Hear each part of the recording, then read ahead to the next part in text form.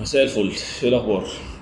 وانتهت مشاركة النادي الاهلي في كاس العالم للاندية بالحصول على المركز الرابع في انجاز لاي حد غير النادي الاهلي ولينا طبعا، يعني احنا كمشجعين النادي الاهلي. يعني المشاركة انتهت الحمد لله يعني. طبعا بعضنا طلع بجلطات وبعضنا دلوقتي بيتعالج وبعضنا بيصحى من النوم يعني كاره عيشته من اللي شافه يعني اخر، يعني مش هو اخر ماتشين، يعني الخساره من ريال مدريد اعتقد طبيعيه يعني. بس امبارح هي الماتش هو اللي كان غريب قوي كميات العشوائيه كانت غريبه جدا. كانت غير منطقيه يعني بصراحه. تعالوا نتكلم كده برضو على المشاركه بشكل عام. هل النادي الاهلي وصل اللي هو حقق اهدافه؟ لا طبعا اكيد ما وصلش اللي هو حقق اهدافه، عشان هو بقى له مرتين مشاركتين في كاس العالم للانديه بيتحصل على المركز الثالث. فلما تتحصل على المركز الرابع وفي ماتشين يدخل فيك 8 اجوان، يبقى انت اكيد عندك مشكله يعني. مش هقول مشكله في خط الدفاع بشكل عام، عشان هي مش مشكله في خط الدفاع بشكل عام. انت في ماتش ريال مدريد لغايه دقيقه 90 تركيز وكل حاجه، انت زي الفل، عامل ماتش كويس جدا قدام بطل اوروبا يعني. مره واحده في 5 دقائق او 4 دقائق فقدت السيطره على الماتش تماما، دخل فيك جونين منهم شويه 3 لازمه خلت النتيجه تكبر ل 4-1. طبعا ماتش امبارح هنتطرق ليه وهنتطرق لبعض الاشخاص يعني، بس نبتدي الاول طبعا بالناس كلها عايزه تتكلم عليه او الناس كلها هو حديث الساعه زي ما بيقولوا في الفتره دي دلوقتي او في اليومين الجايين او الفتره الجايه بشكل عام يعني، الا هو محمد شريف. محمد شريف يعني كابتن عماد متعب قالها بقاله 2-3 من هو لما كان هداف الدوري ولما كان محمد شريف بيقدم افضل مستوياته، ومحمد شريف كان مكسر الدنيا والناس كانت بتطالب ان هو لازم يكون مهاجم مصر الاول. طلع كابتن عماد متعب وطلع قال لك يا جماعه محمد شريف مش مهاجم وما ينفعش مهاجم، والاهلي محتاج مهاجم وما ينفعش يبقى مهاجم مصر الاول خالص. طب ايه يا كابتن عماد؟ طب يعني انت ايه وجهة نظرك ليه؟ طيب اشمعنى كابتن محمد شريف بتتكلم عليه كده مع انه هو هداف الدوري الفتره دي؟ فهحللها ببساطه يعني وهقولها لكم تاني يعني. لو انت مهاجم كويس او لو انت مهاجم سوبر زي ما بيقولوا، فانت محتاج 3 حاجات. اول حاجه الكومبوجر، اللي هي حسن التصرف في المواقف، اللي هو انت بتبقى عارف الكرة جايه لك، انت عارف هتعمل بيها ايه، سواء انفراده سواء بتستلم ظهرك اي حاجه. تاني حاجه البوزيشننج، وده عند محمد شريف. يعني محمد شريف البوزيشننج بتاعه كويس جدا، اللي هو حسن التمركز في الاماكن اللي هو يطلب فيها الكوره او بيجري صح او كده، وده عنده ده 100% عند محمد شريف. تالت حاجه الفينشنج، وطبعا ده مش موجود خالص عند كابتن محمد شريف تماما يعني تعالى الفرصه اللي هي كانت امبارح والنتيجه 2-1 للنادي الاهلي، واللي هو خلاص هنجيب الثالث ونخلص الماتش ونموته وات ايفر يحصل بعد كده، خلاص انت خلصت الماتش وصدرت احباط كبير جدا لعيبه فلامينجو. الفرصه اللي ضيعها اللي هي الانفراده اللي لعبها له احمد عبد القادر، ليترلي هو مش عارف انا لما يجي لي الكوره هعمل بيها ايه. يعني انا لما انا خدت الكوره حرفيا هو مش عارف يعمل بيها ايه. ده اللي هو الكومبوجر، اللي هو حسن التصرف في المواقف، هو ده مش عنده تماما. هو استلم الكوره ليترلي كده، خد 2-3 راح واقف، اللي هو عامل دلوقتي راح حاطط شمال وشايط وخلاص شكرا ضاعت، ايه ده معلش اوبس. اللي هو يعني 101 مهاجم مش عنده، اللي هو لازم ابقى عارف الكوره جايه لي انا هعمل بيها ايه. يعني هو لما خد الكرة من احمد عبد القادر قدامه موقفين سهلين جدا، يا تكمل تبتدي تفتح الجون شويه عشان الجون اوريدي كان طالع لك وبايع نفسه خالص، اللي هو خلاص انفراده، وتكمل وتركن بيمينك اللي هو انت ايمن اصلا اللي بتحطها بشمالك، يا تكمل وتستنى اللي جاي لك من اليمين اللي هو تقريبا كان طاهر محمد طاهر وتحطها له خلاص وتكبر دماغك. لكن انت اخترت حل،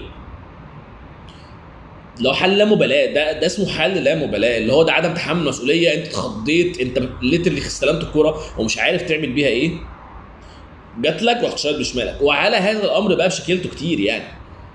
سيبك من الفرق الدوري المصري عامه، يعني الفرق الدوري المصري عادي هتجيب فيها وهتضيع وكل حاجه، يعني ماتش الزمالك الاخير عادي ما انت جبت جولين وكنت كويس جدا، بس ات ذيس ليفل في هذا المستوى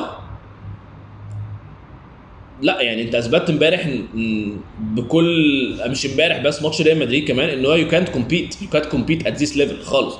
انا مش هقدر انافس على الليفل ده يا جماعه. الليفل ده لو انت عايز تنافس فيه، الفرص اللي تجيلك تجيبها جوان. انت بتلعب ريال مدريد وفلامينجو اللي هو بطل اوروبا وبطل ليبرتادوريس، فاللي هي ما فيهاش.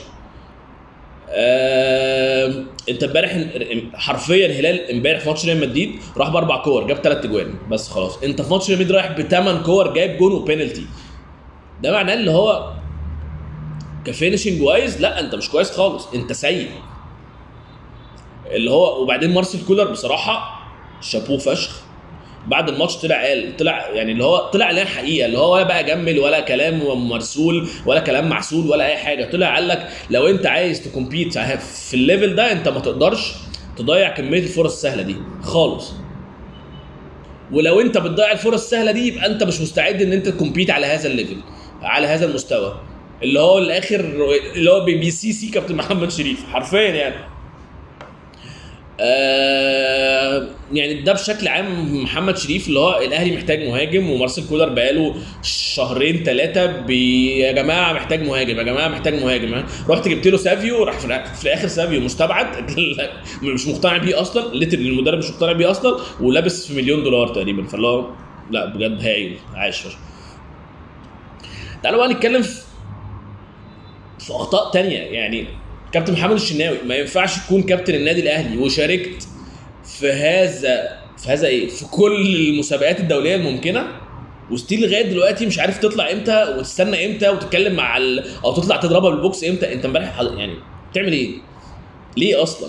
اللي هو فاريلا عامل فيري هوبلس كروس، اللي هو رافع الكرة وخلاص يعني، وحتى ما حطاش بطن رجله، هو عاملها بوش رجله، اللي هو خدي هحط الكرة في منطقة الجزاء وخلاص. طلعت ركبت على زميلك اللي هو ياسر ابراهيم تقريبا وما خد. يعني لو كنت بدل ما انت طالع عامل تعمل كده، طب ما هي يعني بنحط البوكس وبتروح عادي، بتطلع بره خالص وريحت دماغك خالص.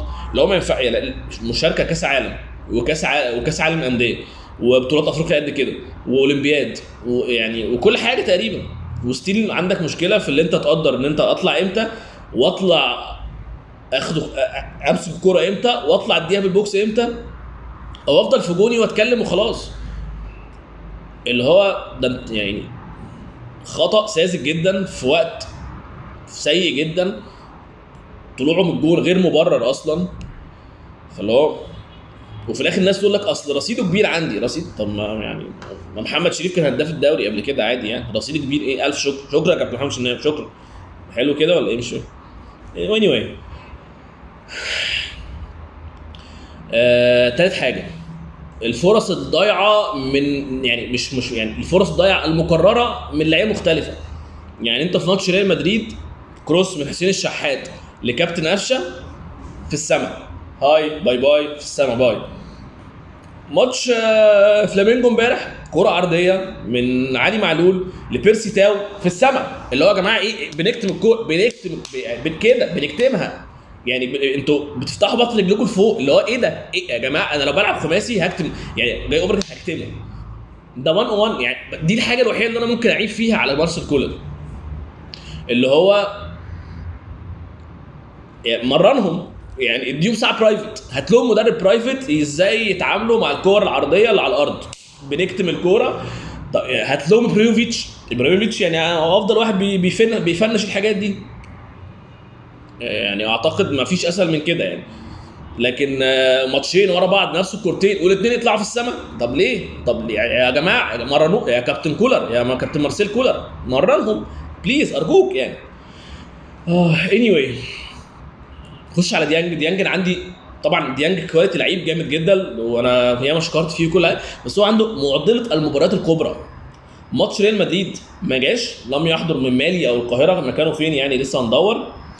ماتش الوداد في المغرب نهائي بطوله افريقيا كان اسوأ واحد في الملعب. هو عنده معضله في ماتش امبارح، نزل احلى اسيست الكابتن بيدرو، هديك انفراده تخلص ونخلص الماتش عشان ايه؟ عايزين نروح. فديانج من الواضح ان هو نفسيا عنده مشكله مع المباريات الكبرى، بيفك بجد، بيفك من ماتش الوداد لماتش امبارح لماتش ريال مدريد. 3 ماتشات اللي هو اكشلي اللي هو محتاجينه فيها. يعني انا مش محتاجه في ماتش فاركو او ماتش فيوتشر او ماتش اي ده، مع احترامي طبعا للانديه دي كلها يعني.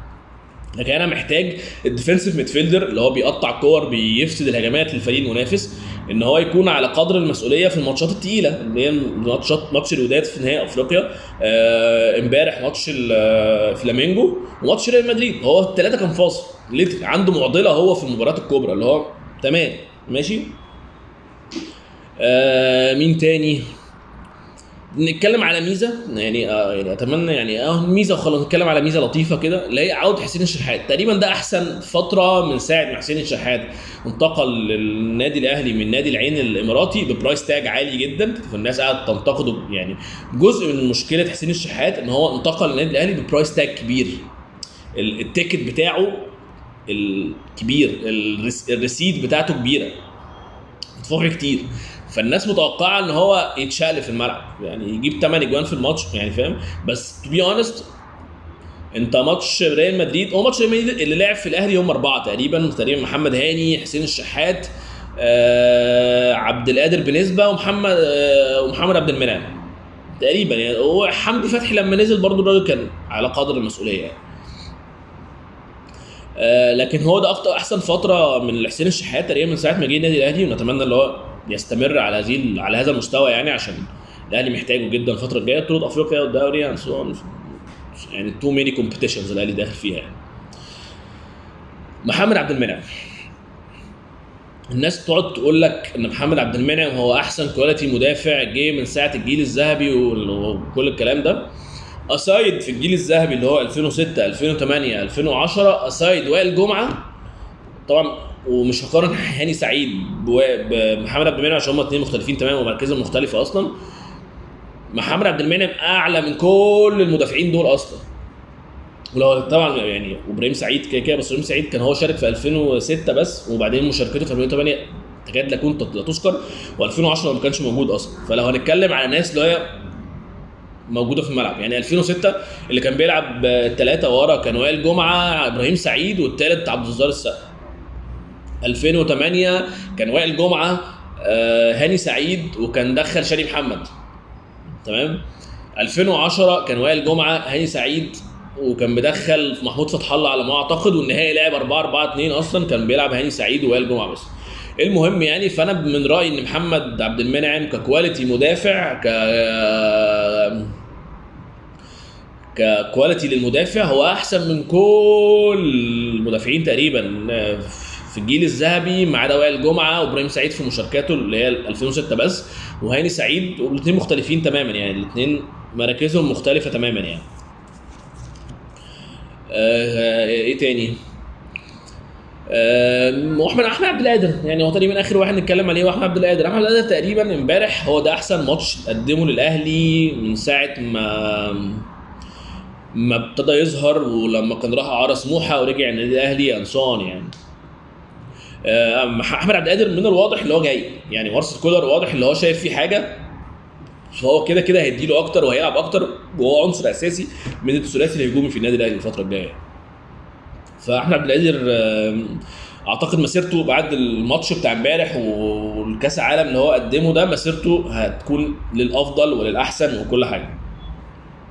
اخيرا بقى اعتقد ندي بقى الفرصه لكابتن شادي حسين يعني. اعتقد يعني كابتن محمد شريف بياخد فرصه بقاله 2-3 اهو يعني، منهم الكويس ومنهم الوحش كتير، لكن يعني طب ندي بقى فرصه لكابتن شادي حسين يعني. احنا جايبين الراجل بفلوس كتير، فنديله فرصه بقى يعني، نشوف هيعمل ايه يعني. نديله فرصه ونصبر عليه شويه، بان احنا صبرنا كتير قوي على محمد شريف.